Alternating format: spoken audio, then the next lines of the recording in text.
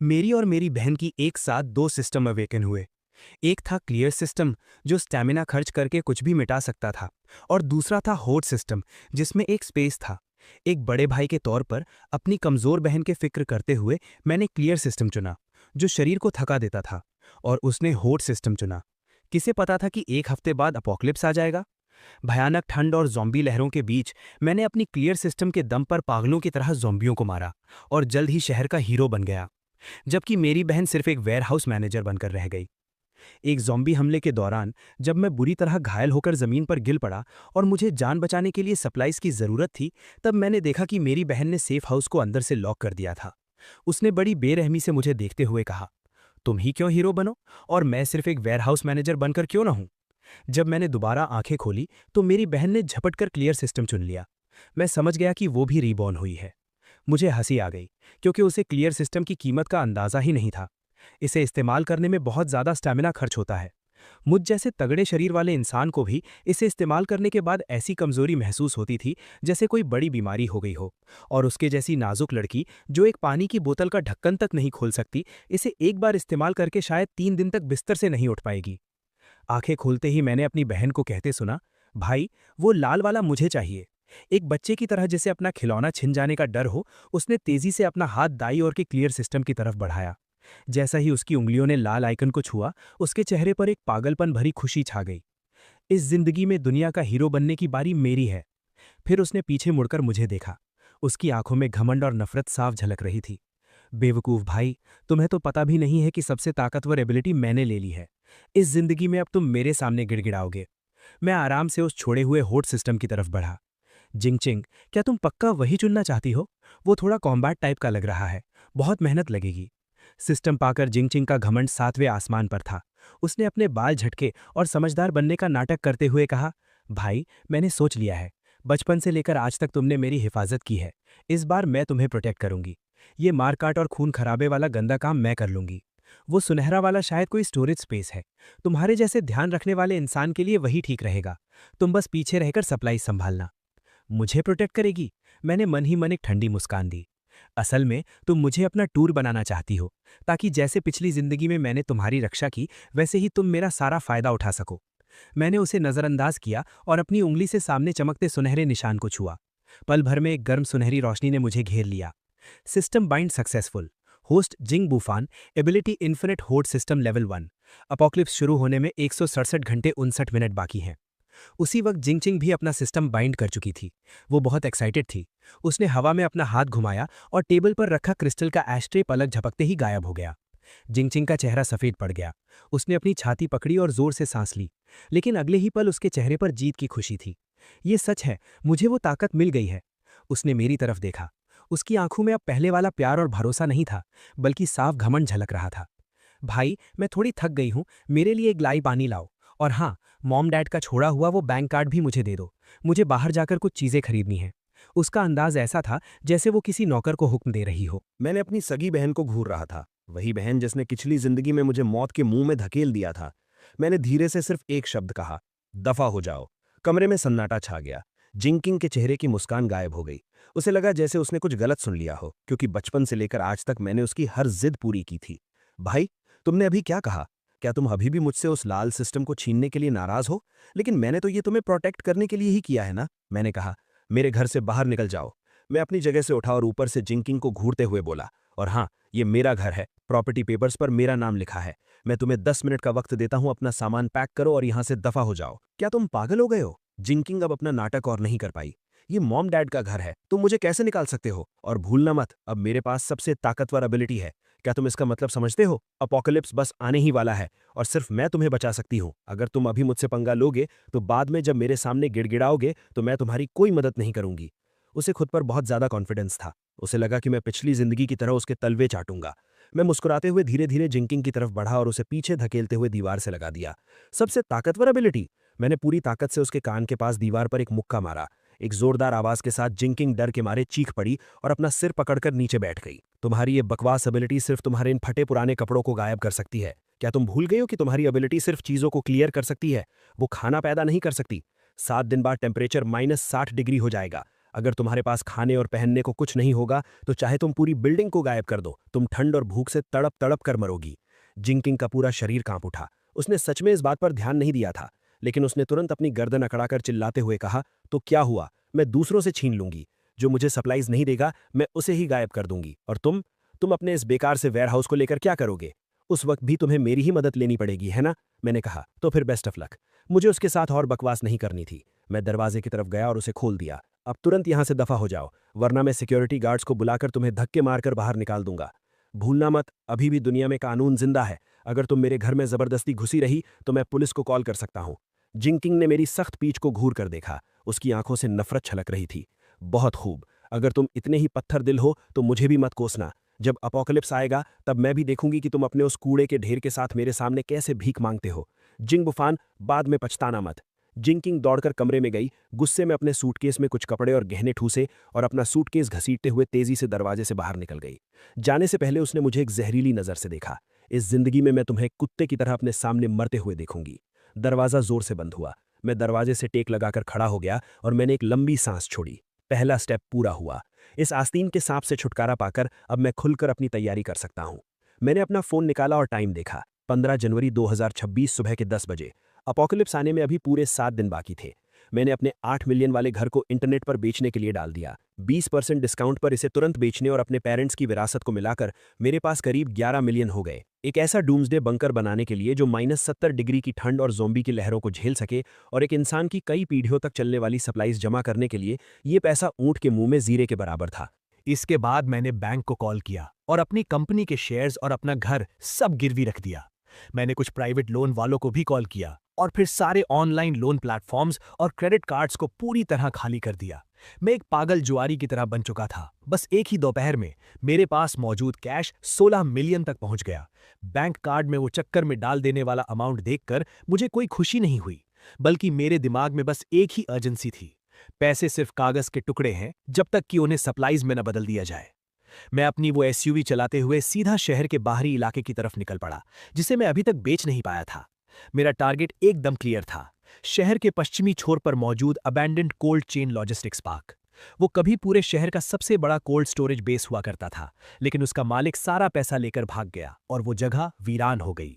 वो जगह शहर से दूर है, चारों तरफ खुला मैदान है और वहां डिफेंड करना आसान है। पिछली जिंदगी में उस जगह पर एक काले धंधे वाले गैंग ने कब्जा कर लिया था और बाद में वो सबसे बड़े सर्वाइवर बेस में बदल गया था। लेकिन इस जिंदगी में वो जगह मेरी है। मैंने उस जगह की रखवाली करने वाले एक बूढ़े आदमी को ढूंढा और सीधे उसके सामने 20,000 कैश फेंक दिया। मैंने उससे कहा कि मैं इसे 15 दिनों के लिए एक हॉरर एस्केप रूम के सेटअप के लिए किराए पर लेना चाहता हूं और मुझे कोई कॉन्ट्रैक्ट नहीं करना है, बस चाबियां चाहिए। लाल नोटों की उस मोटी गड्डी को देखकर बूढ़े आदमी की बत्तीसी बाहर आ गई और उसने बिना कुछ सोचे चाबियां मेरे हवाले कर दी। चाबियां मिलते ही मैंने सबसे पहले मेन गेट को अंदर से लॉक किया और उस विशाल अंडरग्राउंड कोल्ड स्टोरेज में दाखिल हुआ। हालांकि ये 2 साल से वीरान पड़ा था, लेकिन जमीन से 10 मीटर नीचे होने की वजह से यहां काफी ठंड और नमी थी। इसका एरिया लगभग 3000 स्क्वायर मीटर था और ऊंचाई 8 मीटर थी। मैंने अपने मन में कहा, सिस्टम, इस स्पेस को स्कैन करो। Scan complete. एक सेमी क्लोज्ड अंडरग्राउंड स्पेस मिला है जो सेफ हाउस मॉडिफिकेशन के लिए परफेक्ट है। क्या आप स्पेस एंकर एक्टिवेट करना चाहते हैं? एंकर करने के बाद ये जगह रियलिटी और सिस्टम स्पेस के बीच एक ट्रांसफर स्टेशन बन जाएगी। आप कभी भी अपने दिमाग की ताकत से बाहरी सप्लाईज को सीधा यहां भेज सकते हैं या सिस्टम स्पेस की सप्लाईज को यहां निकाल सकते हैं। मैंने एंकर एक्टिवेट किया। अब जगह मिल गई थी। अगला काम था इसे भरना। मैं सीधे अपनी गाड़ी लेकर शहर के सबसे बड़े होलसेल मार्केट में गया और पागलों की तरह सप्लाईज खरीदना शुरू कर दिया। मेरी इस पागलपन भरी खरीदारी ने पूरे होलसेल मार्केट में तहलका मचा दिया। एक अनजान नौजवान जो होलसेल के रेट पर होलसेल माल उठा रहा था, उसने मार्केट मैनेजमेंट का ध्यान भी खींच लिया। लेकिन मैं पहले से ही एक कहानी तैयार करके आया था। मैंने उनसे कहा कि ये दूर पहाड़ों में मौजूद कुछ बड़ी खदानों के लिए साल भर का राशन है और पहाड़ जल्दी ही बर्फ से ढकने वाले हैं, इसलिए मुझे ये सब कुछ ही दिनों में चाहिए।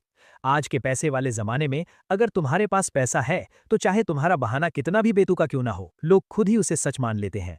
रात होते ही भारी भरकम ट्रकों का पहला काफिला सप्लाईज लेकर पश्चिमी छोर के उस वीरान कारखाने में दाखिल हुआ। जब सारे मजदूर अपना काम खत्म करके चले गए तो मैंने लोहे का दरवाजा फिर से लॉक कर दिया।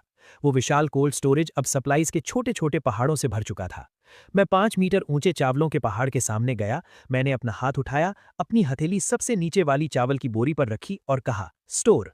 अगले ही पल मेरे सामने मौजूद वो 50 टन चावल पलक झपकते ही गायब हो गया। मैंने अपनी आंखें बंद की और अपना पूरा फोकस सिस्टम स्पेस में लगाया। मैंने देखा कि उस अंतहीन सफेद स्पेस में वो 50 टन चावल हवा में चुपचाप तैर रहा था, बिल्कुल उसी शेप में जैसे वो जमीन पर रखा था। यहाँ वक्त रुक जाता है, अगर 100 साल भी गुजर जाएं तब भी ये चावल पकाने पर बिल्कुल फ्रेश रहेगा।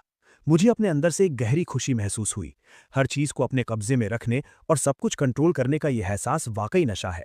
लेकिन ये तो बस शुरुआत थी। -60 डिग्री की भयानक ठंड में अगर कोई हीट सोर्स नहीं होगा तो ये सारा खाना जमकर पत्थर बन जाएगा। मैंने अपने एक दोस्त के जरिए 10,000 ton smokeless diesel, solar panels और जनरेटर्स खरीदे। अभी 7 दिन बाकी थे। मुझे इस कोल्ड स्टोरेज में सिर्फ 10 पीढ़ियों तक चलने वाला खाना ही नहीं भरना था, बल्कि मुझे इसे एक ऐसा कांस्टेंट टेम्परेचर बंकर बनाना था जिसे कोई न्यूक्लियर बॉम्ब भी ना तोड़ पाए। उसी वक्त मेरे फोन पर एक मैसेज आया। भेजने वाली जिंग चिंग थी और मैसेज में एक फोटो थी। फोटो में वो और उसका बॉयफ्रेंड चेन शू एक महंगे फ्रेंच रेस्टोरेंट में बैठे थे। मैसेज में लिखा था, बेचारा भाई, घर से निकाले जाने के बाद क्या अब तुम सिर्फ इंस्टेंट नूडल्स खा रहे हो? मैं और मेरे सीनियर अपनी नई जिंदगी सेलिब्रेट कर रहे हैं। अगर तुम अभी घुटनों के बल बैठकर मुझसे भीख मांगोगे तो मैं शायद तुम्हें रोटी का एक टुकड़ा देने के बारे में सोच सकती हूँ। मैंने स्क्रीन की तरफ देखा और मेरे चेहरे पर एक मजाकिया मुस्कान आ गई। खा लो, जी भर के खा लो, ये तुम्हारी जिंदगी का आखिरी इंसानों वाला खाना है। मैंने बिना कुछ सोचे सिर्फ 3 शब्द रिप्लाई किए, ज्यादा कपड़े पहनना, और फिर सीधा उसे ब्लॉक करके फोन स्विच ऑफ कर दिया। मैं सेकंड फ्लोर के लोहे के वॉकवे पर खड़ा था। नीचे दर्जनों मजदूर चींटियों की तरह उस विशाल लोहे के राक्षस के पेट में काम कर रहे थे। बॉस, तुम्हारी ये डिमांड कुछ ज्यादा ही अजीब नहीं है? ये बोलने वाला इंसान ओल्ड ब्लैक था, जो शहर का सबसे जुगाड़ू कॉन्ट्रैक्टर था। इस वक्त अपने हाथ में पकड़े हुए उस घने ब्लूप्रिंट को देखकर ओल्ड ब्लैक का चेहरा ऐसा लग रहा था जैसे उसे कब्ज हो गई हो। पूरे कमरे में 50 सेंटीमीटर मोटी aerospace grade aerogel insulation layer लगानी है और उसके ऊपर 20 मिलीमीटर की 2 बुलेट प्रूफ स्टील प्लेट्स लगानी है। इस सेटअप से तुम किसी न्यूक्लियर बॉम्ब से बचना चाहते हो या गॉडजिला से? और तुम चाहते हो कि सारे पुराने वेंटिलेशन सिस्टम्स को पूरी तरह सील कर दिया जाए और सिर्फ 2 नए एयर इनलेट्स छोड़े जाएं, वो भी न्यूक्लियर, बायोलॉजिकल और केमिकल फिल्टर सिस्टम के साथ। ओल्ड ब्लैक ने अपने माथे का पसीना पोंछा और बोला, भाई, इसका खर्च कोई छोटी मोटी रकम नहीं है। मैंने कहा, पैसा तुम्हारे अकाउंट में ट्रांसफर हो गया है। 5 मिलियन एडवांस पेमेंट है। मुझे ये काम 3 दिन के अंदर पूरा चाहिए। सारा मटेरियल रेडी स्टॉक होना चाहिए। अगर स्टॉक नहीं है तो जाकर दूसरे कंस्ट्रक्शन साइट से उखाड़ लाओ। मैं डिफरेंस अमाउंट का 3 गुना पैसा दूंगा। मैंने पलटकर ओल्ड ब्लैक की आंखों में देखा और कहा, मेरी सिर्फ एक शर्त है। मुझसे ये मत पूछना कि मैं ये क्यों कर रहा हूं। कोई फोटो नहीं खींचना और सोशल मीडिया पर कुछ नहीं डालना। काम खत्म होने के बाद मैं तुम्हें मुंह बंद रखने के लिए 2 मिलियन और दूंगा। ओल्ड ब्लैक के गले की नस जोर से हिली। 7 मिलियन, ये उसके 2 साल के प्रॉफिट के बराबर था। ठीक है बॉस, आज से तुम ही मेरे भगवान हो। जब तुम इतने दरिया दिल हो तो मैं ओल्ड ब्लैक भी यहाँ कसम खाता हूँ। अगर 3 दिन में काम पूरा नहीं हुआ तो मैं अपना सिर काटकर तुम्हारे पैरों में फुटबॉल की तरह रख दूंगा। ओल्ड ब्लैक को पागलों की तरह काम में लगते हुए देखकर मेरे दिल में कोई हलचल नहीं हुई। मैं सिर्फ एक शेल्टर नहीं बना रहा था, बल्कि अपोकलिप्स की दुनिया से बिल्कुल अलग एक पूरा इकोसिस्टम तैयार कर रहा था। मैं फैक्ट्री के एक कोने में गया जहां अभी अभी एक खास माल उतारा गया था। भारी लकड़ी के बक्से तोड़े गए जिसके अंदर से गहरे काले रंग की धातु चमक रही थी। ये कोई आम स्टील नहीं था, बल्कि खास जुगाड़ से मंगवाया गया high voltage power grid generator और मिलिट्री ग्रेड ब्लास्ट प्रूफ शीशा था। अपोकलिप्स के शुरुआती दिनों में सबसे खतरनाक चीज ज़ॉम्बी नहीं होते, बल्कि इंसानी फितरत होती है। जब भूख और ठंड इंसानों को जानवर बना देती है, तब वो लुटेरे किसी आम शटर वाले दरवाजे को कागज की तरह फाड़ देते हैं। मैंने सिस्टम से इन सारे मटेरियल्स को स्टोर करने को कहा और फिर ब्लूप्रिंट के हिसाब से स्पेस एडजस्ट करने का हुक्म दिया। जब मजदूर खाना खाने गए हुए थे, मैंने उन भारी ब्लास्ट प्रूफ शीशों को छुआ और कई टन भारी मटेरियल पलक झपकते ही गायब हो गया। फिर सिस्टम के प्रिसाइज कंट्रोल की मदद से वो शीशे फैक्ट्री की छत के खिड़कियों वाले हिस्से में बिना किसी दरार के एकदम परफेक्ट फिट हो गए। जैसे ही आखिरी कंस्ट्रक्शन गाड़ी वहां से निकली, वो विशाल लोहे का दरवाजा धीरे धीरे बंद हो गया। मैं अपने उस प्राइवेट स्टील बंकर के बीचों बीच खड़ा था। चारों तरफ पहाड़ों की तरह रखी सप्लाईज को देखकर मुझे लगा कि ये अभी भी काफी नहीं है। मैंने अपना फोन चेक किया। बैलेंस 5 लाख से भी कम बचा था। लीगल तरीके से चीजें खरीदने की मेरी लिमिट खत्म हो चुकी थी। अब बारी थी फ्री में माल लूटने की। रात के 2 बजे ईस्ट पोर्ट का बॉन्डेड लॉजिस्टिक्स सेंटर, ये शहर का सबसे बड़ा इंपोर्ट एक्सपोर्ट हब था। यहाँ बंदरगाह पर हजारों कंटेनर्स खिलौनों की तरह एक के ऊपर एक रखे हुए थे, जिनके अंदर दुनिया भर से आया हुआ टॉप क्वालिटी का माल भरा था। सिर्फ एक रात में मैंने उस बॉन्डेड एरिया के लगभग आधे महंगे वेयरहाउसेस खाली कर दिए। तब जाकर मेरे दिमाग में एक हल्का सा दर्द हुआ। ये मेरी मानसिक ताकत के ओवर यूज का वार्निंग था। मजबूरी में मुझे अपना काम रोकना पड़ा, हालांकि मेरा मन अभी भरा नहीं था। जैसे ही मैं वहां से निकलने वाला था, अचानक इंजनों की तेज आवाज ने रात का सन्नाटा चीर दिया। कुछ काले रंग की मॉडिफाइड एसयूवीज तेजी से पोर्ट में घुसी और पास ही एक छुपे हुए वेयरहाउस के सामने रुक गईं। दरवाजे खुले और टैटू वाले दर्जनों गुंडे बाहर निकले। उनका लीडर एक गंजा आदमी था जो जोर जोर से चिल्ला रहा था, जल्दी करो, सामान जल्दी लोड करो। लॉन्ग ब्रो ने कहा है ये माल आज रात ही निकल जाना चाहिए। ऊपर वाले आजकल हम पर कड़ी नजर रखे हुए हैं। जो बक्से वो लोग उठा रहे थे उन पर साफ साफ डेंजर का निशान बना हुआ था। मैंने अपनी आंखें छोटी की और सिस्टम का लॉन्ग डिस्टेंस स्कैन एक्टिवेट किया। स्कैन का रिजल्ट आया TNT explosives, detonators, industrial ammonium nitrate. ये तो हथियारों का जखीरा था। मेरी दिल की धड़कन रुक सी गई। ये तो शहर के सबसे बड़े underground gang black shark gang का स्मगलिंग अड्डा था। उन विस्फोटकों को देखकर जो न सिर्फ ज़ॉम्बी को चीथड़ों में उड़ा सकते थे बल्कि किसी भी मजबूत किले को तोड़ सकते थे, मैंने अपने होठों पर जीभ फेरी। ये तो जैसे खुद चलकर आया हुआ कोई बड़ा तोहफा था। इन विस्फोटकों के साथ मेरे पास अपना सबसे बड़ा ट्रम्प कार्ड आ गया था। अब जब मैं यहाँ आ ही गया हूं तो माफ करना भाइयों। मैंने चुपचाप सिस्टम स्पेस की ताकत का इस्तेमाल किया और वेयरहाउस के पीछे पहुंच गया। मैंने अपना हाथ उस पतली सी स्टील की दीवार पर रखा। ये दूरी सिस्टम के स्टोरेज रेंज के बिल्कुल अंदर थी। सिस्टम, वेयरहाउस के अंदर मौजूद सारे विस्फोटकों को लॉक करो और सब कुछ स्टोर कर लो। वेयरहाउस के अंदर सामान ढो रहे गुंडों की आंखों के सामने अंधेरा सा छा दिया। अभी अभी उनके हाथों में जो भारी बक्से थे वो अचानक गायब हो गए। वहां एकदम सन्नाटा छा गया। वो दर्जनों भारी भरकम गुंडे अपने हाथ हवा में उठाए उसी पोज में खड़े थे और एक दूसरे को फटी आंखों से देख रहे थे। शिट, बक्से कहाँ गए? क्या यहाँ भूत है? लॉन्ग ब्रो, गड़बड़ हो गई, माल गायब हो गया, सब कुछ गायब हो गया। वो गंजा लीडर दौड़कर अंदर आया। उस खाली वेयरहाउस को देखकर उसके चेहरे पर पहले गुस्सा आया, फिर खौफ और फिर उसे अपनी आंखों पर शक होने लगा। कौन है? किसने किया ये? बाहर निकल कर आ। उसने अपनी बंदूक निकाली और हवा में पागलों की तरह लहराने लगा। और मैं इस अफरा तफरी का फायदा उठाकर बहुत पहले ही पोर्ट की दीवार फांदकर रात के अंधेरे में गायब हो चुका था। Count down 24 hours. आखिरी दिन भी शहर में वही चहल पहल थी। किसी को नहीं पता था कि ये पुरानी दुनिया का आखिरी सूरज है। मौसम विभाग ने कोल्ड वेव का ब्लू अलर्ट जारी किया था, जिसमें कहा गया था कि कल टेम्परेचर 10 से 15 डिग्री नीचे गिर जाएगा। किसी ने इसे सीरियसली नहीं लिया। सबको लगा कि बस थोड़े मोटे कपड़े पहनने पड़ेंगे। मैं उस दिन बाहर नहीं निकला। मैं पश्चिमी इलाके के अपने उस बंकर में रहकर आखिरी चेकिंग कर रहा था। दरवाजे और खिड़कियां पूरी तरह सील कर दी गई थीं और अंदर आने के लिए सिर्फ एक मेन गेट छोड़ा गया था। मैंने अपना फोन खोला और आखिरी बार अपना सोशल मीडिया देखा। जिंग क्विंग ने 1 घंटे पहले एक पोस्ट डाला था। हालांकि सर्दियां आ रही हैं, लेकिन मेरा दिल बहुत गर्म है। इस सरप्राइज के लिए थैंक यू सीनियर। हमारा फ्यूचर बहुत ब्राइट है और कुछ लोग बस अपने सड़े हुए पैसों के साथ पड़े पड़े सड़ते रहेंगे। मुझे बड़ी जोरदार हंसी आ गई। मैंने उस पोस्ट को लाइक किया और नीचे कमेंट में लिखा, इस आखिरी सुकून को अच्छे से एंजॉय कर लो, जल्द ही मौसम बहुत गर्म होने वाला है। उसी वक्त खिड़की के बाहर गिर रही हल्की हल्की बारिश अचानक रुक गई और फिर एक टेबल टेनिस की गेंद के बराबर बड़ा ओला मेरे बुलेट प्रूफ शीशे पर जोर से टकराया। फिर दूसरा, फिर तीसरा। ओले गोलियों की तरह बरसने लगे और उनके साथ तेज तूफानी हवाएं चीखने लगीं।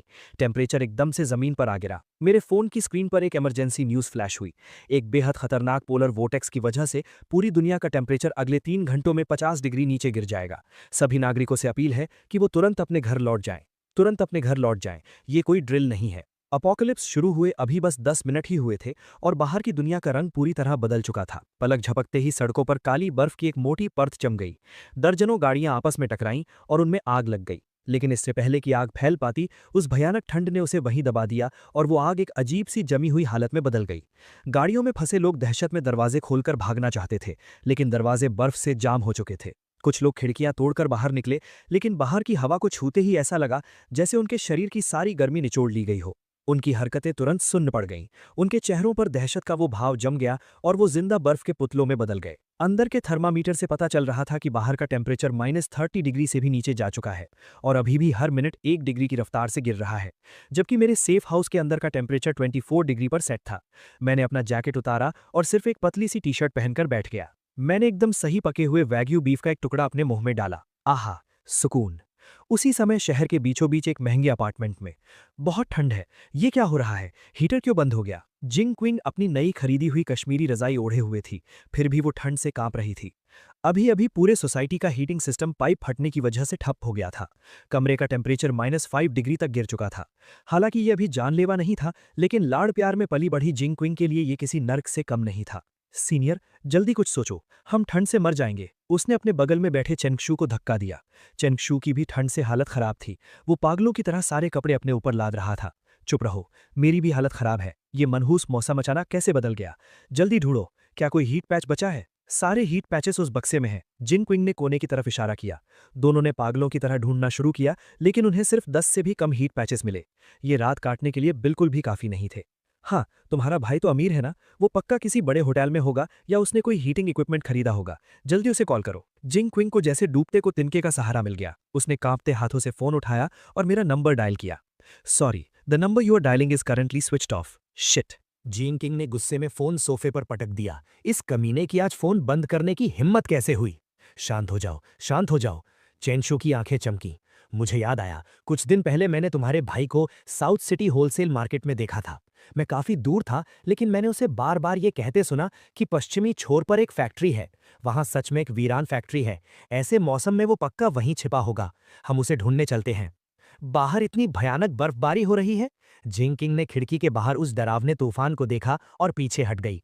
अगर हम नहीं गए तो मर जाएंगे। ये बर्फबारी इतनी जल्दी नहीं रुकने वाली। कुछ और घंटों में घर के पानी के पाइप भी फट जाएंगे। हमारे पास गाड़ी है और उसमें एसी है। एक बार तुम्हारा भाई मिल जाए, फिर तुम्हारे सिस्टम और मेरे दिमाग के सामने उसकी क्या औकात। तब उसकी सारी सप्लाईज हमारी हो जाएंगी। उनके लालच ने उनके डर को हरा दिया।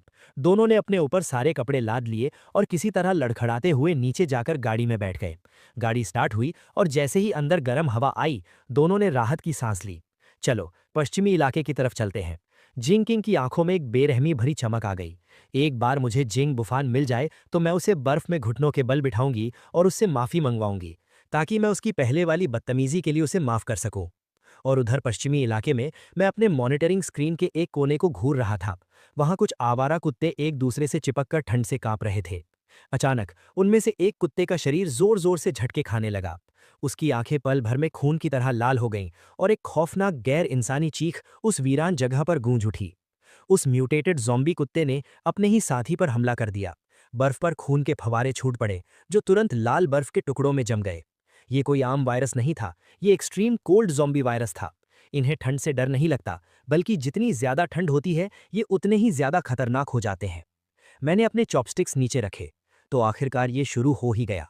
मैं अपनी जगह से उठा, कंट्रोल पैनल के पास गया और वो लाल बटन दबा दिया।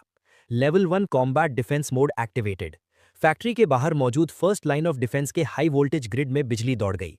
उस तूफानी बर्फबारी में नीली बिजलियां कड़कने लगीं। मैंने अपने रेड वाइन का ग्लास उठाया, स्क्रीन पर दिख रहे उस बर्फीले तूफान की तरफ इशारा किया और कहा, नरक में तुम्हारा स्वागत है मेरे मेहमानों। पश्चिमी इलाके का बर्फीला तूफान अब एक सफेद तबाही में बदल चुका था।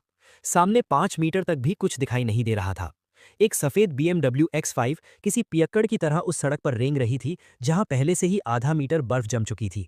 हम अभी तक क्यों नहीं पहुंचे? तुमने तो कहा था सिर्फ 20 किलोमीटर है। जिंकिंग पैसेंजर सीट पर बैठी थी। उसने अपने ऊपर 2 भारी रजाइयां डाली हुई थीं, फिर भी ठंड से उसके दांत किटकिटा रहे थे। चुप रहो। स्टीयरिंग व्हील पकड़े हुए चैन शू के हाथ सुन्न हो चुके थे। उन पर नीले और बैंगनी रंग के फ्रॉस्ट बाइट्स हो गए थे। नेविगेशन दिखा रहा है कि वो बस आगे ही है। लानत है, इस रास्ते पर कुछ दिखाई नहीं दे रहा। अचानक एक जोरदार आवाज हुई। गाड़ी जोर से नीचे धंसी और फिर पूरी तरह बंद हो गई। गाड़ी का निचला हिस्सा सड़क के बीच पड़ी एक बड़ी बर्फ की चट्टान में फंस गया था। गाड़ी खराब हो गई। चैनशू ने मायूसी में स्टीयरिंग व्हील पर मुक्का मारा, लेकिन उसका हाथ उस बर्फ जैसे ठंडे लेदर कवर से टकराया और वो दर्द से तड़प उठा। क्या? जिंकिंग चीख पड़ी। क्या तुम मुझे यहां मारना चाहते हो चैनशू? तुम एकदम नकारा हो। बकवास बंद करो। अगर हिम्मत है तो खुद आकर चला लो। चैनशू का भी जिंदा रहने का डर उसके प्यार के नाटक पर हावी हो गया। बाहर निकलो। वो सामने जो काला सा साया दिख रहा है, वो शायद वही फैक्ट्री है। पैदल चलते हैं। उन दोनों के पास अब कोई चारा नहीं था। गाड़ी में रहने का मतलब था ठंड से जमकर मर जाना।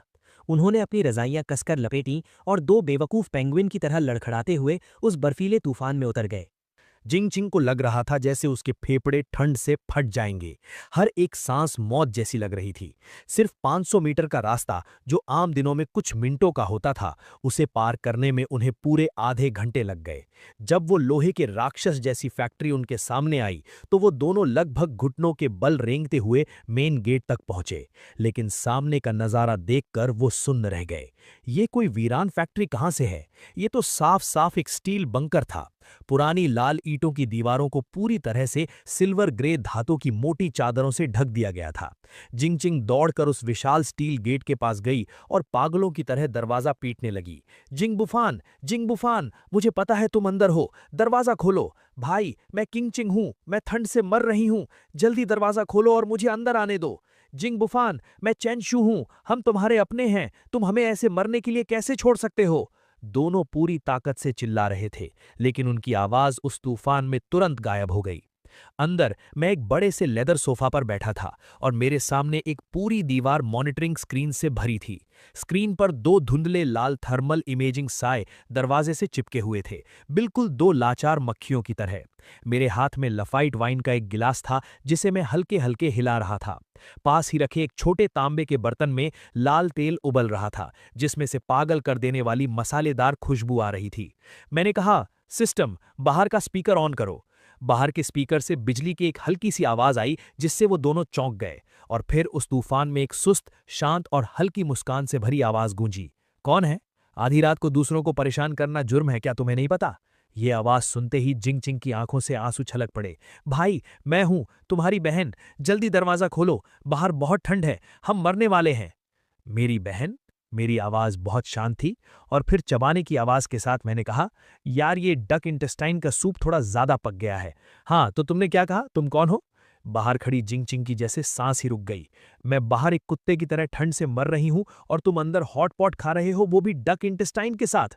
उस मनहूस खाने की कल्पना भर से ही उसके मुंह में पानी आ गया और उसके पेट ने जोर से आवाज की, जिंग बुफान, पागल बनने का नाटक मत करो, मुझे पता है तुम सुन सकते हो। मैं जिंगचिंग हूं, तुम्हारी इकलौती सगी बहन, तुम जल्दी दरवाजा खोलो। एक बार मैं अंदर आ जाऊं, फिर मैं तुम्हें पहले की सारी बातें समझाऊंगी। वो सब बस एक मिसअंडरस्टैंडिंग थी, एक गलतफहमी। मैंने अपने चॉपस्टिक्स नीचे रखे, माइक्रोफोन उठाया और स्क्रीन पर दिख रहे उस डरे हुए चेहरे को देखकर मेरी नजरें बर्फ की तरह ठंडी हो गईं। तुमने मुझे दफा होने को कहा, क्या वो एक मिसअंडरस्टैंडिंग थी? या फिर तुम्हारा ये कहना कि तुम मुझे अपने सामने कुत्ते की तरह तड़प तड़प कर मरते हुए देखना चाहती हो, क्या वो भी कोई मिसअंडरस्टैंडिंग थी? वो तो मैंने बस गुस्से में कह दिया था। जिंगचिंग घबरा गई। भाई, तुम एक आदमी हो, तुम इतनी छोटी छोटी बातों को दिल से कैसे लगा सकते हो? पहले मैंने गलती की, मैं गलत थी, अब मैं तुमसे माफी मांग रही हूं ना। सॉरी, आई एम सॉरी, अब ठीक है, जल्दी दरवाजा खोलो। ये माफी कहां से थी? ये तो साफ साफ एक हुक्म था। उसे लगता था कि अगर वो सिर झुकाकर ये 3 शब्द कह देगी तो मुझे उसे माफ करना ही पड़ेगा। पिछले 20 सालों का यही तो नियम था, लेकिन अफसोस, अब नियम बदल चुके थे। अगर सिर्फ माफी मांगने से सब कुछ ठीक हो जाता तो पुलिस किस काम की? मैंने ठंडी हंसी हंसते हुए कहा, जब तुम में इतनी ही अकड़ है तो अपनी उस सबसे ताकतवर एबिलिटी का इस्तेमाल करके अंदर आओ ना। तुम्हारे पास क्लियर सिस्टम है ना? ये दरवाजा तुम्हारी आंखों में चुभ रहा है तो इसे क्लियर कर दो। ये बात एक बिजली की तरह जिंगचिंग के दिमाग पर गिरी। हाँ, मेरे पास तो सिस्टम है। वो ठंड से इतनी पागल हो चुकी थी कि वो अपना सिस्टम ही भूल गई थी। ठीक है, तुम दरवाजा नहीं खोलते तो मैं खुद खोल लूंगी, फिर बाद में मेरे सामने गिड़गिड़ाना मत। जिंग की आंखों में एक बेरहमी छा गई। उसने एक लंबी सांस ली और अपने बर्फ जैसे ठंडे हाथों को उस मोटे दरवाजे पर जोर से रख दिया। उसके शरीर की एनर्जी बाहर निकली और उसके हाथों से एक लाल रोशनी फूटकर दरवाजे पर जोर से टकराई। क्लियर! लेकिन जैसा उसने सोचा था कि दरवाजा गायब हो जाएगा, वैसा कुछ नहीं हुआ। इसके बजाय वो लाल रोशनी एक ना दिखने वाली दीवार से टकराकर तुरंत वापस लौट आई। उस झटके से जिंग के हाथ सुन्न हो गए और वो पीछे बर्फ पर जा गिरी। सिस्टम वार्निंग, टारगेट ऑब्जेक्ट की डेंसिटी बहुत ज्यादा है और इसे high level energy space anchor से मजबूत किया गया है। होस्ट का करंट लेवल 1, इसे क्लियर नहीं किया जा सकता। जबरदस्ती क्लियर करने पर आपकी लाइफ फोर्स खर्च होगी। नहीं, ऐसा नहीं हो सकता। जिंग ने उस दरवाजे को हैरानी से देखा, जो अपनी जगह से 1 इंच भी नहीं हिला था। मेरा सिस्टम सबसे ताकतवर है, ऐसा कैसे हो सकता है कि ये एक दरवाजा तक ना खोल पाए? स्पीकर से मेरी बेदर्दी भरी हंसी गूंजी। मैं तुम्हें बताना भूल गया, इस दरवाजे को बनाने में मैंने 5 मिलियन का एरोस्पेस ग्रेड एलॉय इस्तेमाल किया है, और ऐसा लगता है कि मेरा सिस्टम तुम्हारे सिस्टम का पक्का इलाज है। तुम्हारा क्लियर सिस्टम मेरे होट सिस्टम को क्लियर नहीं कर सकता। अब यहां से दफा हो जाओ, मेरे दरवाजे की बर्फ गंदी मत करो। स्पीकर बंद हो गया। फिर अचानक दरवाजे के ऊपर लगे सर्च लाइट्स चालू हो गए और 2 बहुत तेज रोशनी सीधे उन दोनों के चेहरों पर पड़ी, जिससे उनकी आंखें चुंधिया गईं। जिंग बर्फ पर बैठी हुई थी, अपनी हड्डियों को चीर देने वाली उस ठंड को महसूस करते हुए और उस दरवाजे को देखते हुए जो कभी नहीं खुलने वाला था। उसने पहली बार जाना कि असली खौफ और बेबसी क्या होती है। आधा घंटा बीत गया। जिंग और चेंशु वहां से नहीं गए। क्योंकि उनकी गाड़ी खराब हो चुकी थी। वो बस फैक्ट्री के दरवाजे के पास एक छोटी सी खाली जगह में सिकुड़ कर बैठ गए। क्या करें, मुझे मेरे पैर महसूस नहीं हो रहे हैं। जिनकिंग के होंठ गहरे बैंगनी हो चुके थे और उसकी पलकों पर बर्फ की बूंदें जम गई थीं। चेंशू की हालत तो और भी खराब थी। उसने अपने पहले से ही कम कपड़ों में से एक जैकेट जिनकिंग को दे दिया था। अब उसका पूरा शरीर बुरी तरह कांप रहा था और उसकी आंखें बंद होने लगी थीं। मत मत सो जाना, अगर सो गए तो कभी नहीं उठ पाओगे। उसी वक्त उनके सिर के ऊपर से एक इतनी मजबूत खुशबू आई जो किसी की भी रूह खींच ले। उन दोनों ने बहुत मुश्किल से अपना सिर उठाया। खाना है? मैं सेकंड फ्लोर की बालकनी पर खड़ा था और मेरे हाथ में वो हॉट पॉट का कटोरा था। जिंग बुफान, मैं तुम्हारे हाथ जोड़ता हूं, मुझे एक बाइट दे दो, बस एक घूंट गरम सूप। चेंशू आखिरकार टूट गया। वो बर्फ पर घुटनों के बल बैठ गया और पागलों की तरह ऊपर की तरफ अपना सिर पटकने लगा। मैंने तुम्हें पहले बास्केटबॉल खेलना भी सिखाया था। हमारे उस पुराने रिश्ते के खातिर मुझे बचा लो। पुराना रिश्ता? मैं हंसा और मैंने चॉपस्टिक से एक बढ़िया पका हुआ बीफ का टुकड़ा उठाया। जब तुम दोनों ने मुझे बाहर मरने के लिए छोड़ दिया था, तब क्या तुमने उस पुराने रिश्ते के बारे में सोचा था? मैंने अपना हाथ खोला और वो गरम गरम बीफ का टुकड़ा, जिससे लाल तेल टपक रहा था, उन दोनों के सामने नीचे आ गिरा। उस गंदी बर्फ के ढेर में चेंशू लगभग बिना सोचे समझे उसे छीनने के लिए झपटा, लेकिन जिंकिंग उससे भी तेज थी। उसने वो गंदी बर्फ से सना हुआ मांस का टुकड़ा उठाया और सीधा अपने मुंह में ठूस लिया। उसने उसे चबाया तक नहीं, सीधा निगल लिया। उस पल भर की गर्मी ने उसके गले से एक सुकून भरी आवाज निकाल दी। टेस्टी है, बहुत टेस्टी है, बहुत टेस्टी है। जिंकिंग ने रोते हुए अपना सिर हिलाया। जब पेट भर गया है तो अब यहां से दफा हो जाओ। मेरे सिक्योरिटी सिस्टम ने डिटेक्ट किया है कि कुछ छोटे बच्चे अभी की खुशबू से खिंचे चले आ रहे हैं। इससे पहले कि वो दोनों कुछ समझ पाते, दूर बर्फीले तूफान में अचानक कुछ हरी आंखें चमकने लगी। हवा के साथ एक भारी गुर्राहट की आवाज आई। वो कुछ म्यूटेटेड ज़ॉम्बी कुत्ते थे। भागो! चेंशू ने सबसे तेज रिएक्ट किया। उसने जिंकिंग को पकड़ा और भागने लगा, लेकिन जमीन पूरी तरह बर्फ से ढकी थी। दोनों के पैर फिसले और वो मुंह के बल जमीन पर गिर पड़े। पहला ज़ॉम्बी कुत्ता उन पर झपटा और उसने अपना खूनी मुंह सीधा चेंशू की जांग पर गाड़ दिया। बचाओ! जिंग बुफान, बचाओ! चेंशू किसी सूअर की तरह चीखने लगा। वो उस कुत्ते को पागलों की तरह लाते मार रहा था, लेकिन उसे तो दर्द ही महसूस नहीं हो रहा था। मौत सामने देखकर चेंशू की आंखों में एक दरिंदगी आ गई। उसने तुरंत अपने बगल में पड़ी जिंकिंग को पकड़ा और उसे पूरी ताकत से कुत्ते के मुंह की तरफ धकेल दिया और खुद उसी झटके से दूसरी तरफ लुढ़क गया।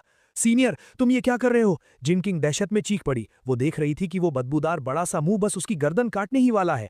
मौत और जिंदगी के उस एक पल में जिंदा रहने की चाहत ने डर को हरा दिया। जिंकिंग ने अपनी तरफ आते हुए उस कुत्ते के सिर को घूर कर देखा। उसके दिमाग में वो लाल आइकन पागलों की तरह चमकने लगा और वो मन ही मन चिल्लाई, गायब हो जा।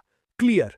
उस विशाल मैस्टिफ कुत्ते का सिर जिंकिंग की नाक से सिर्फ 1 सेंटीमीटर की दूरी पर आकर पूरी तरह मिट गया। बस उस कुत्ते का आधा बिना सिर वाला शरीर जिंकिंग के ऊपर जोर से गिरा, जिससे वो खून की उल्टी करते करते बची। Host killed, level 1 mutated creature, gained 10 experience points, stamina overdraft warning. जिंकिंग को लगा जैसे उसकी सारी ताकत निचोड़ ली गई हो। उसकी आंखों के सामने अंधेरा छा गया और वो लगभग बेहोश हो गई, लेकिन वो जिंदा बच गई। ये नाटक थोड़ा मजेदार था। मैंने अपने हाथ से बाइनोक्यूलर्स नीचे रखे। मेरी आंखों में एक मजाकिया चमक थी। जब तुम लोग जाना ही नहीं चाहते तो चलो मैं तुम्हें एक रास्ता दिखाता हूं।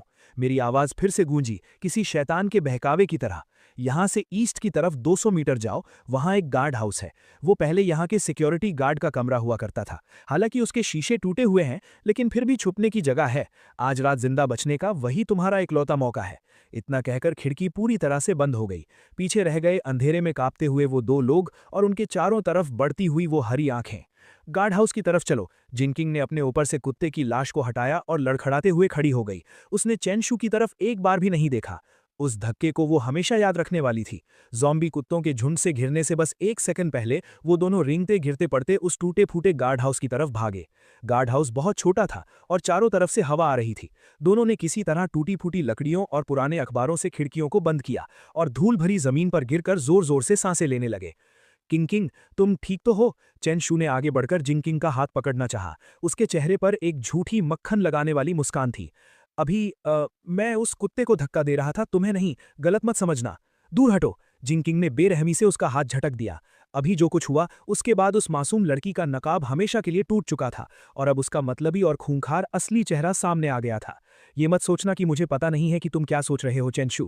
पहले मैंने तुम्हें इसलिए पाल कर रखा था क्योंकि तुम हैंडसम और पढ़ाई में अच्छे थे, लेकिन अब तुम सिर्फ एक कूड़े हो। जिनकिंग दीवार के सहारे बैठ गई और अपनी ताकत वापस पाने के लिए आंखें बंद कर लीं। अब से अगर तुमने मुझे छूने की भी कोशिश की तो मैं तुम्हारा सिर भी उस कुत्ते की तरह उड़ा दूंगी। चेंशू का शरीर सुन्न पड़ गया। उसकी आंखों में नफरत की चमक आई, लेकिन उसने तुरंत उसे छिपा लिया। उसे पता था कि अब जिंगकिंग के पास वो खौफनाक क्लियर सिस्टम है।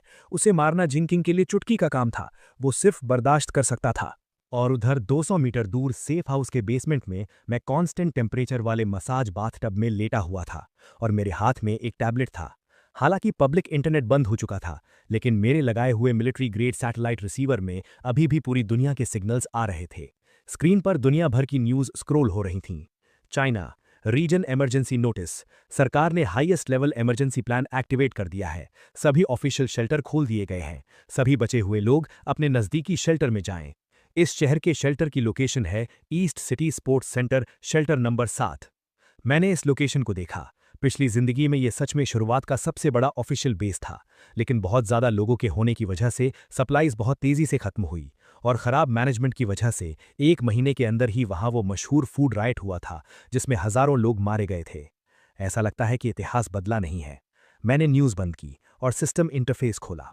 Current total hold volume 32,000 ton. System level 1, experience point 0%, level up requirement 10 level 1 zombie cores collect करें। कोर्स? पिछली जिंदगी में लोगों को एपोकलिप्स के तीसरे महीने तक पता ही नहीं चला था कि ज़ॉम्बी के दिमाग में मौजूद इन कोर्स से एबिलिटीज़ को लेवल अप किया जा सकता है। लेकिन मुझे ये बात अभी पता है। वो बेवकूफ़ जिंगक्विंग अभी बस अपनी जान बचाने के लिए कुत्ते को मारकर भाग गई, लेकिन सबसे कीमती लूट वो वहीं बर्फ में छोड़ गई। वो मेरे एक्सपीरियंस पॉइंट्स हैं, मैं उन्हें ऐसे ही बर्बाद नहीं होने दे सकता। मैंने एक हल्की नैनो थर्मल कॉम्बैट सूट पहनी, अपनी टैक्टिकल कुल्हाड़ी उठाई और मैंने बाहर टहलने जाने का फैसला किया। इस बर्फीले तूफान की पहली रात में अपनी पहली कमाई लूटने के लिए, और साथ ही ये देखने के लिए कि वो 2 पहरेदार कुत्ते ठंड से मरे या नहीं। मैंने पूरी तरह से pack nano heating combat suit पहन रखी थी और मैं पश्चिमी इलाके के बंजर मैदान में चल रहा था। आगे 50 मीटर की दूरी पर वो ज़ॉम्बी कुत्तों का झुंड गार्ड हाउस के चक्कर काट रहा था। कुल 7 कुत्ते थे। मैंने अपनी सांसें कंट्रोल की और बर्फ के ढेर के पीछे से तेजी से बाहर निकला। पहला ज़ॉम्बी कुत्ता अभी भी गार्ड हाउस पर गुर्रा रहा था। उसे कुछ समझ ही नहीं आया और मेरी कुल्हाड़ी उस तक पहुंच गई।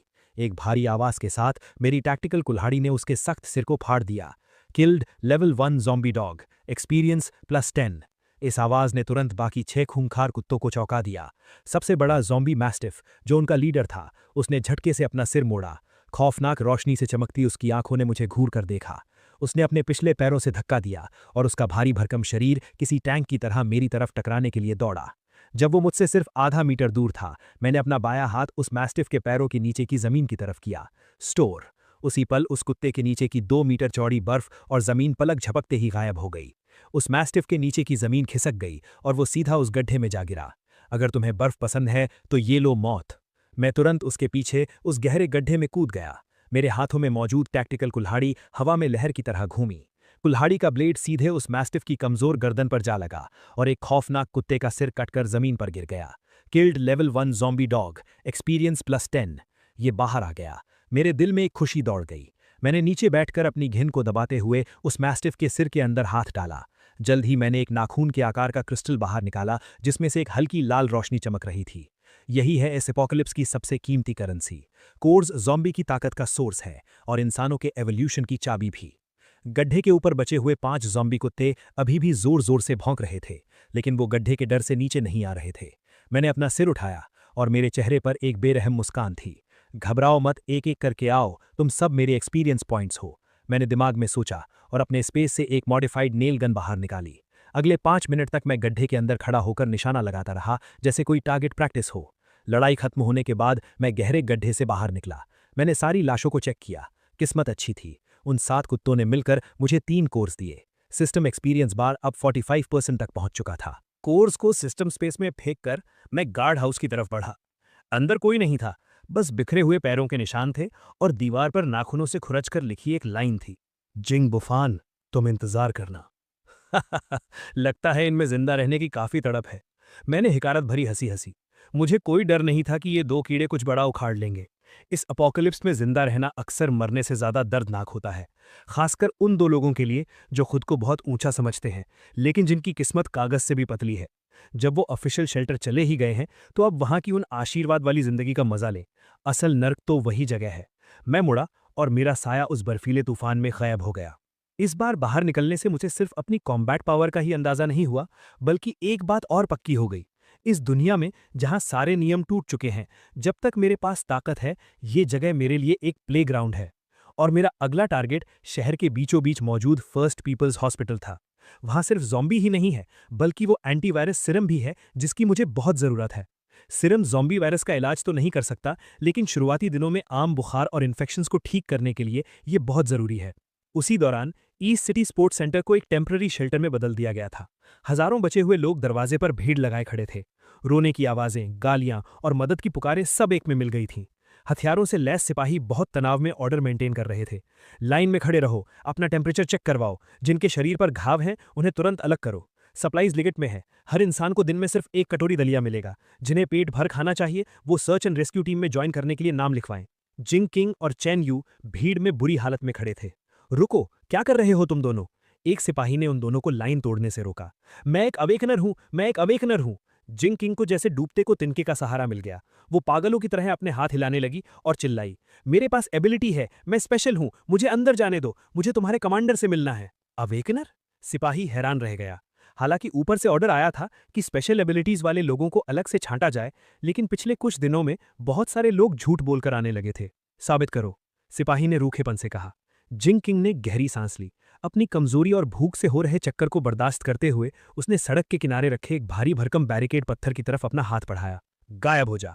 एक रोशनी चमकी और वो सैकड़ों किलो भारी पत्थर पलक झपकते ही हवा में गायब हो गया, जैसे वो कभी वहां था ही नहीं। आसपास की भीड़ में सन्नाटा छा गया। सिपाही की आंखें फटी की फटी रह गईं। उसने तुरंत अपना वॉकी टॉकी उठाया। बेस एंट्रेंस पर एक स्पेस टाइप नहीं, एक क्लियर टाइप अवेकनर मिली है, प्लीज इंस्ट्रक्शंस दे। 5 मिनट बाद जिंग किंग और चैन यू को एक गर्म ऑफिस में लाया गया। डेस्क के पीछे एक मिलिट्री कोट पहने अधेड़ उम्र का आदमी बैठा था। उसने जिंग किंग को ऊपर से नीचे तक देखा। तो तुम्हारी एबिलिटी क्लियर करने की है? डायरेक्टर वैंग के हाथ में एक पेन था। तुम कितनी बड़ी चीज को क्लियर कर सकती हो? क्या तुम जिंदा इंसानों को क्लियर कर सकती हो? 2 मीटर तक की कोई भी चीज क्लियर की जा सकती है। जिंग किंग अब थोड़ा साफ बोल पा रही थी, क्योंकि उसे आखिरकार गर्मी मिल गई थी। मैं जिंदा इंसानों को भी मार सकती हूँ। अभी रास्ते में मैंने एक म्यूटेटेड मैस्टिफ को मारा है। कमांडर, मैं कॉम्बैट टाइप टैलेंट हूँ। मुझे एक प्राइवेट कमरा चाहिए और मुझे खाने में मीट चाहिए। डायरेक्टर वैंग ऐसे हंसा जैसे उसने कोई बहुत बड़ा मजाक सुन लिया हो। Combat type? छोटी बच्ची, तुम्हें लगता है कि एक कुत्ते को मारकर तुम इनविंसिबल हो गई हो? वो उठा और खिड़की के पास जाकर बाहर ज़ॉम्बियों की घनी भीड़ की तरफ इशारा किया। अभी बाहर हजारों ज़ॉम्बी हैं। तुम्हारी वो एबिलिटी जो एक बार में सिर्फ एक को मार सकती है और कुछ बार इस्तेमाल करने के बाद तुम्हें सुन्न कर देती है, वो जंग के मैदान में कूड़े के बराबर है। जो काम एक स्नाइपर एक गोली में कर सकता है, उसके लिए हम तुम्हें मरने के लिए क्यों भेजें? जिंग चिंग का चेहरा तुरंत पीला पड़ गया, लेकिन डायरेक्टर वैंग ने बात पलटी और उसकी नजरें बाहर बर्फ से ढके रनवे पर गईं। तुम्हारी एबिलिटी राक्षस मारने के काम की तो नहीं है, लेकिन किसी और काम के लिए बहुत सही है। भारी बर्फबारी ने सारे रास्ते ब्लॉक कर दिए हैं, सप्लाईज वाली गाड़ियां अंदर नहीं आ सकती और हवाई जहाज का रनवे भी बर्फ के नीचे दब चुका है। हमें एक लाइफलाइन रास्ता साफ करना है। तुम्हारी एबिलिटी बर्फ हटाने के लिए एक गॉड लेवल स्किल है। बर्फ हटाना? जिंग चिंग को लगा जैसे किसी ने उसकी बहुत बड़ी बेइज्जती कर दी हो। मैं एक अवेकनर हूं। मैं तो वो मेन लीड हूं जिसके पास गोल्डन फिंगर है, जिसे इस एपोक्लिप्स की रानी बनना है, और तुम मुझे सफाई कर्मचारी बनाना चाहते हो? मैं नहीं करूंगी। मैं एक अवेकनर हूं। तुम लोग मेरी ऐसी बेइज्जती कैसे कर सकते हो? मैं ये नहीं करूंगी। डायरेक्टर वैंग के चेहरे की मुस्कान पल भर में गायब हो गई। यहां जो काम नहीं करेगा उसे खाना नहीं मिलेगा। चाहे तुम अवेकनर भी हो, तुम्हें काम के हिसाब से ही राशन मिलेगा। तुम चाहो तो मना कर सकती हो, लेकिन फिर वापस बाहर बर्फ में जाकर मरने के लिए दफा हो जाओ। उसने अपना हाथ हिलाया और पास खड़े 2 सिपाही तुरंत आगे आए। उन्होंने अपनी बंदूकों की नाल हल्की सी ऊपर उठा ली। चैनशू डर के मारे कांपने लगा। उसने तुरंत जिंगचिंग की स्लीव पकड़ी और उसे पागलों की तरह इशारे करने लगा। किंगचिंग, जज्बाती मत हो, पहले यहां रुकते हैं, पहले जिंदा बचना जरूरी है। जिंगचिंग ने बंदूक की उन काली नली को देखा और फिर उसे बाहर की उस नर्क जैसी ठंड की याद आई। उसका घमंड चकनाचूर हो गया। मैं करूंगी। उसने दांत पीसते हुए बेइज्जती महसूस करते हुए अपना सिर झुका लिया। आधे घंटे बाद जिंगचिंग को स्पेशल क्लीनिंग टीम में डाल दिया गया। उसका आईडी नंबर 098 था। उसका काम बहुत सिंपल था। कंस्ट्रक्शन गाड़ी के आगे खड़े होकर सामने 1 मीटर मोटी बर्फ और मलबे पर लगातार अपनी स्किल इस्तेमाल करना। सामने की बर्फ की दीवार क्लियर होती और गाड़ी का काफिला थोड़ा आगे बढ़ता। हर बार स्किल इस्तेमाल करने पर उसे ऐसा लगता जैसे उसके शरीर से सारा खून चूस लिया गया हो। जल्दी करो, क्या नाटक लगा रखा है? पीछे का काफिला इंतजार कर रहा है। सुपरवाइजर हाथ में स्पीकर लिए चिल्लाता। अगर वो जरा सी भी सुस्त पड़ती तो उसे गंदी गंदी गालियां खानी पड़ती। और चेनशू, क्योंकि उसके पास कोई एबिलिटी नहीं थी, उसे सबसे निचले लेवल पर डाल दिया गया। Transport group. उसका काम था ठंड से मरे या ज़ॉम्बी द्वारा काटे गए लोगों की लाशें उठाकर इंसिनरेटर पिट में डालना। वहां की बदबू किसी को भी बेहोश करने के लिए काफ़ी थी और वहां हमेशा इन्फेक्शन का खतरा बना रहता था। लेकिन सिर्फ जिंदा रहने के लिए, ताकि उसे आधा फफूंदी लगा हुआ बन मिल सके, उसे ये सब बर्दाश्त करना पड़ा। आधी रात को दोनों स्टेडियम के स्टैंड्स के नीचे बने कॉमन बेड्स पर बेजान गिरे हुए थे। यहाँ सैकड़ों लोग भरे पड़े थे। पसीने और पैरों की बदबू आपस में मिल रही थी। जिंगचिंग ने अपने सूजे हुए और फटे हुए हाथों को देखा और उसके आंसू रुकने का नाम नहीं ले रहे थे। ऐसा नहीं होना चाहिए था। मेरे पास सिस्टम है, मैं रीबोर्न होकर वापस आई हूं। उसे जिंग बुफान की याद आई और उसके गर्म फायरप्लेस की। जिंग बुफान, तुम इस वक्त बहुत खुश होगे ना? जिंगचिंग ने उस गंदे ब्लैंकेट को कसकर पकड़ लिया। उसके नाखून उसके हाथों में गड़ गए।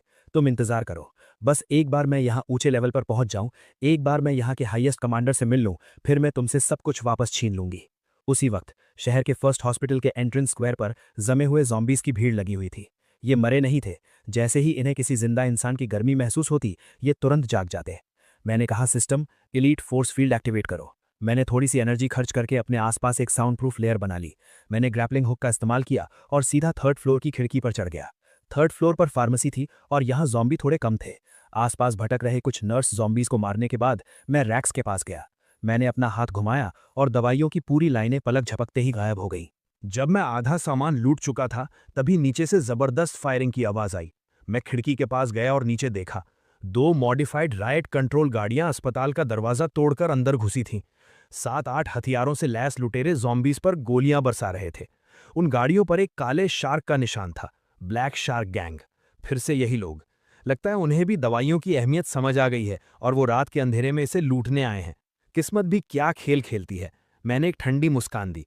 मैंने जल्दी वहां से निकलने की कोई कोशिश नहीं की, बल्कि मैं खिड़की के पास आराम से टिक कर खड़ा हो गया और नीचे का ड्रामा देखने लगा। ब्लैक शार्क गैंग की फायर पावर बहुत जबरदस्त थी। उन्होंने जल्द ही एक रास्ता साफ कर लिया और सीधे लॉबी की लिफ्ट की तरफ बढ़े। लेकिन बंदूकों की आवाज बहुत तेज थी। सिर्फ स्क्वायर के ज़ॉम्बी ही नहीं, बल्कि आसपास की कई गलियों के ज़ॉम्बी भी वहां खींचे चले आए। जैसे ही ब्लैक शार्क गैंग के लोग लॉबी में घुसे, जमीन अचानक फट गई। एक 3 मीटर से भी लंबा, पूरी तरह से मसल से भरा हुआ विशाल ज़ॉम्बी जमीन फाड़कर बाहर निकला। Level 2 mutated tyrant, strength type. मेरी आंखें सिकुड़ गईं। इतनी जल्दी लेवल 2 म्यूटेंट्स आ गए? शिट, ये क्या बला है? ब्लैक शार्क गैंग के लोग डर के मारे सुन्न पड़ गए। कई AK-47 ने एक साथ गोलियां बरसाईं, लेकिन टायरेंट के शरीर पर लगने के बाद उनसे बस खून के कुछ छींटे ही उड़े। टायरेंट ने एक भयानक दहाड़ मारी, पास पड़े एक पुराने स्ट्रेचर बेड को उठाया और उसे फ्रिस्बी की तरह उनकी तरफ फेंक दिया। ब्लैक शार्क गैंग के 2 गुंडे वहीं कुचलकर मांस के लोथड़े बन गए। पूरा सीन कंट्रोल से बाहर हो चुका था। बढ़िया मौका है। मेरी आंखें चमक उठीं। उस टायरेंट का लेवल 2 कोर सीधा मेरा लेवल अप कर सकता है और पूरी उम्मीद है कि मुझे कोई नई एबिलिटी भी मिल जाएगी। मैं सब्र के साथ इंतजार करता रहा ताकि ब्लैक शार्क गैंग वाले उस टायरेंट की एनर्जी खत्म कर दें। 5 मिनट बाद लॉबी में सन्नाटा छा गया। ब्लैक शार्क गैंग के 7 गुंडे लाश बन चुके थे और वो टायरेंट भी बुरी तरह घायल था। वो जोर जोर से सांसें ले रहा था और जमीन पर बैठकर अपनी चोटें ठीक करने के लिए उन लाशों को खा रहा था। यही सही वक्त है। मैं एक बाज की तरह तीसरे फ्लोर से नीचे कूदा। हवा में ही मैंने अपने स्पेस से TNT विस्फोटकों का एक बंडल निकाला, उसका फ्यूज जलाया और बोला, ये लो तुम्हारे लिए एक बड़ा तोहफा। टायरेंट ने अपना बड़ा मुंह खोला। शायद उसे लगा कि ये कोई खाने की चीज है और उसने सीधा उस बंडल को अपने दांतों से पकड़ लिया। मैं जमीन पर रोल करता हुआ एक बड़े पिलर के पीछे छुप गया। एक जबरदस्त धमाके की आवाज ने पूरी बिल्डिंग को हिलाकर रख दिया। धुआं छटने के बाद मैंने देखा कि टायरेंट का गर्दन से ऊपर का पूरा हिस्सा उड़ चुका था। बस एक बिना सिर की भारी भरकम लाश खून से सनी पड़ी थी। मैं आगे बढ़ा और मांस के उस चीथड़े में ढूंढने लगा। आखिरकार मुझे एक अखरोट के बराबर का कोर मिल गया। Got level 2 strength core, high purity energy source detected. क्या आप इसे तुरंत एब्जॉर्ब करके लेवल अप करना चाहते हैं? मैंने कहा यस।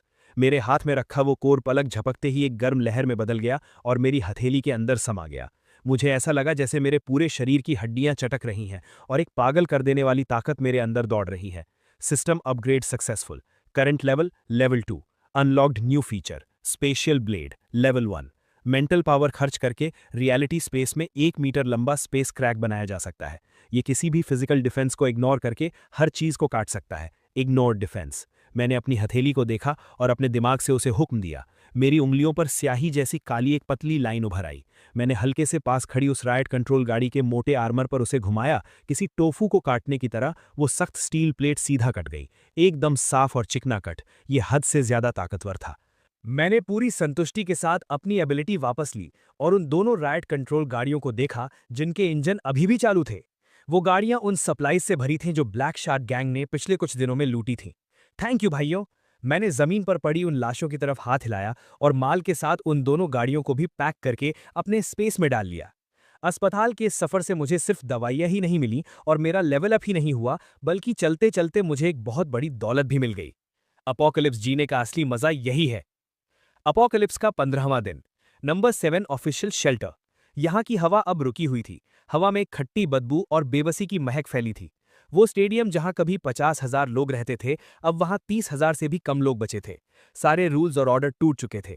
जनरेटर पूरी तरह बंद होने के साथ पुरानी दुनिया की वो आखिरी रोशनी भी बुझ गई थी। अंधेरे में अब इंसान इंसान नहीं रहे थे, वो भूखे जानवर बन गए थे।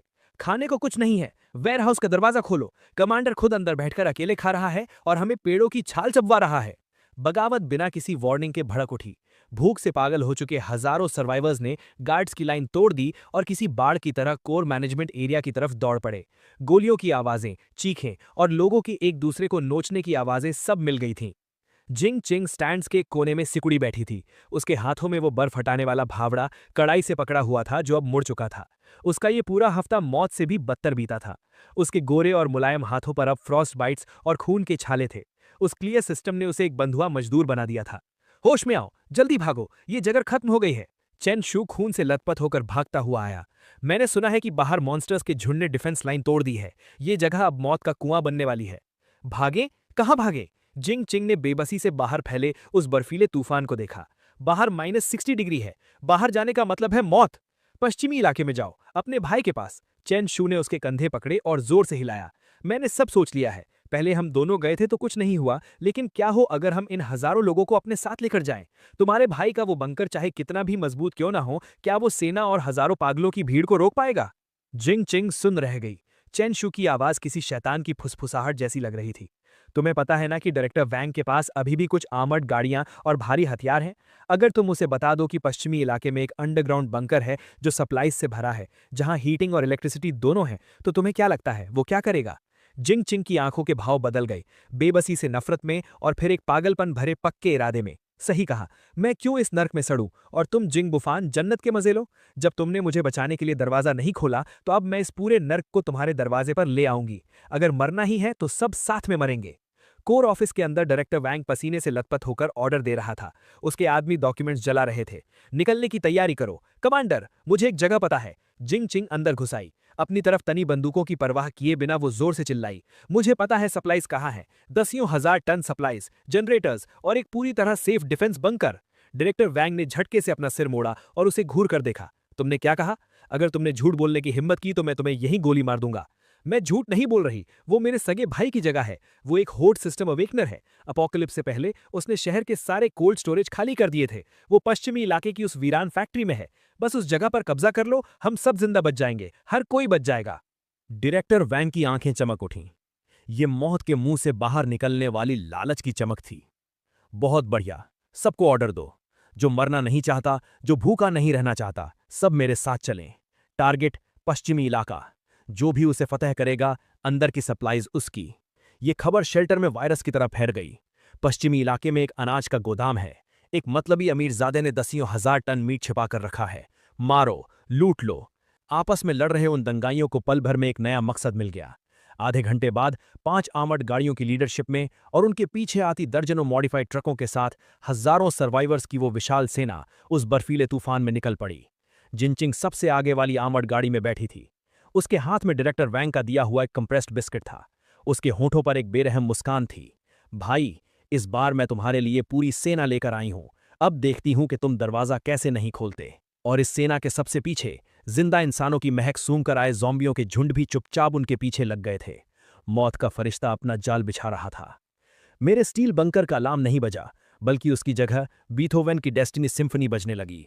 मैंने काले रंग का टैक्टिकल ट्रेंच कोट पहना हुआ था और मैं सेकंड फ्लोर की बुलेट प्रूफ खिड़की के सामने खड़ा था।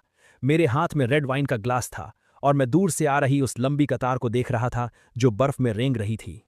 तो आखिरकार तुम आ ही गए। मॉनिटरिंग स्क्रीन पर अनगिनत लाल डॉट्स देखकर मेरे होठों पर मुस्कान आ गई।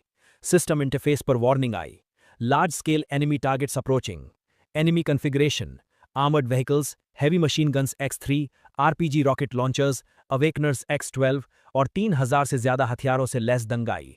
Targets following behind, level 1 zombie horde X5000 plus, level 2 mutants X3। वाह, इन्होंने तो मुझे बहुत इज्जत बख्शी है। मैंने अपनी रेड वाइन का एक हल्का घूंट लिया। मुझे जरा भी डर नहीं लग रहा था, बल्कि मैं एक्साइटेड था। पिछले कुछ दिनों से घर पर खाली बैठकर मैं बोर हो चुका था। अपनी एबिलिटी को लेवल अप करने और पुरानी फिल्में देखने के अलावा कुछ था ही नहीं। मौत के मुंह में नाचने का ये मजा ही तो अपोकलिप्स का असली रोमांच है। गाड़ियों का वो काफिला फैक्ट्री से 500 मीटर की दूरी पर रुका। स्पीकर से डायरेक्टर वैंग की आवाज आई। अंदर बैठे जिंग बुफान, ध्यान से सुनो। हम नंबर 7 शेल्टर की ऑफिशियल रेस्क्यू टीम है। हम कानून के नाम पर तुम्हारी सप्लाईज और इस बंकर को कब्जे में ले रहे हैं। तुरंत अपने हथियार डाल दो और दरवाजा खोलो। अगर तुम कोऑपरेट करोगे तो हम तुम्हें स्पेशल एडवाइजर का दर्जा देंगे और तुम्हारी सेफ्टी की गारंटी लेंगे। Special adviser? मैंने माइक्रोफोन में हंसते हुए कहा।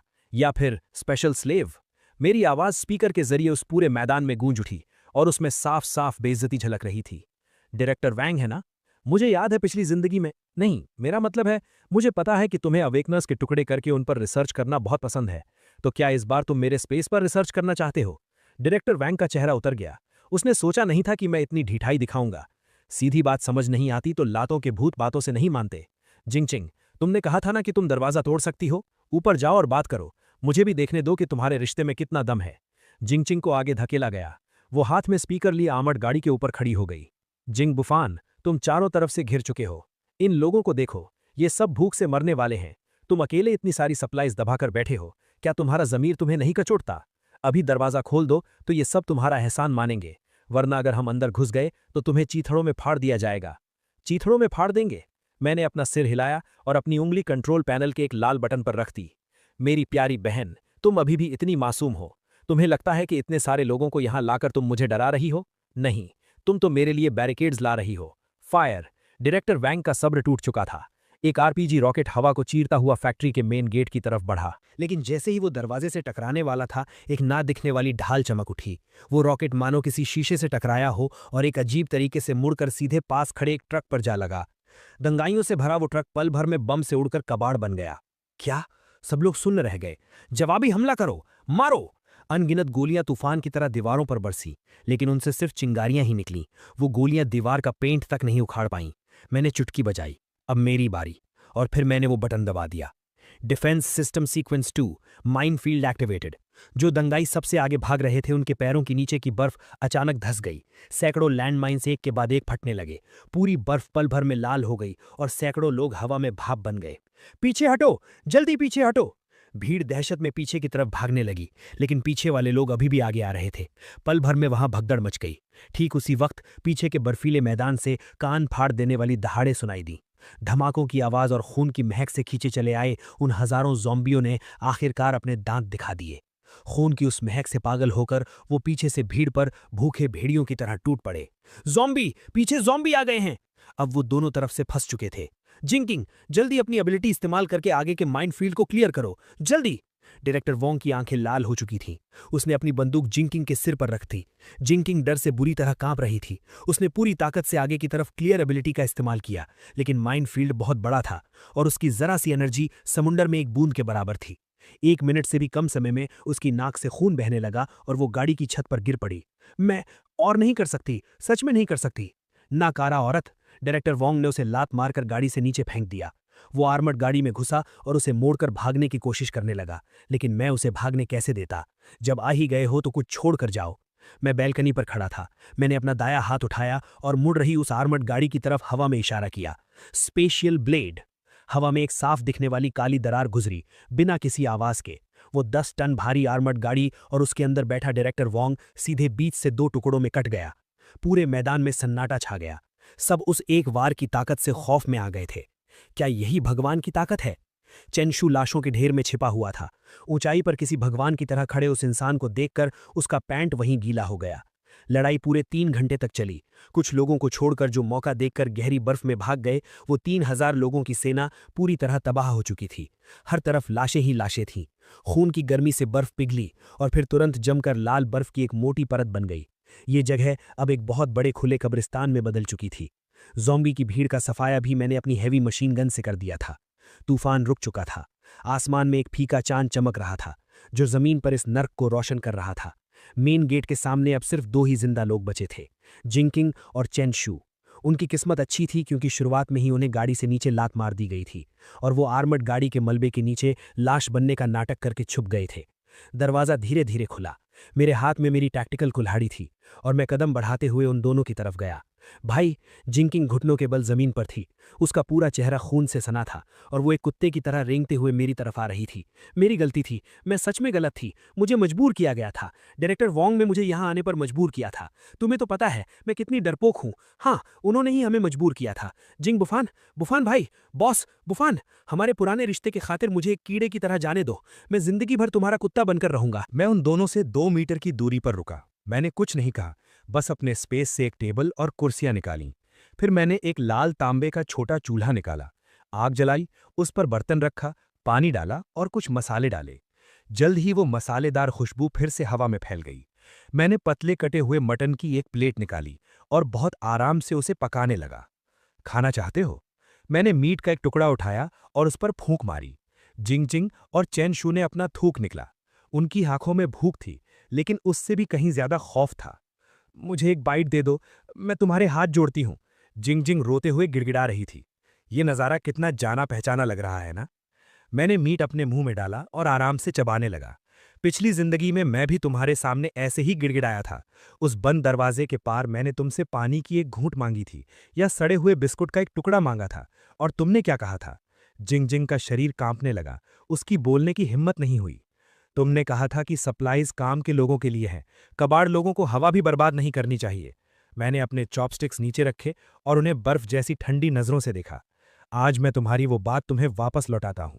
मैं अपनी जगह से उठा। मेरे हाथ में पकड़ी टैक्टिकल कुल्हाड़ी चांद की रोशनी में चमक रही थी। चेनशू, मैंने उसे पुकारा। चेनशू को लगा कि शायद उसके लिए कोई रास्ता खुल गया है। उसने तुरंत अपना सिर उठाया।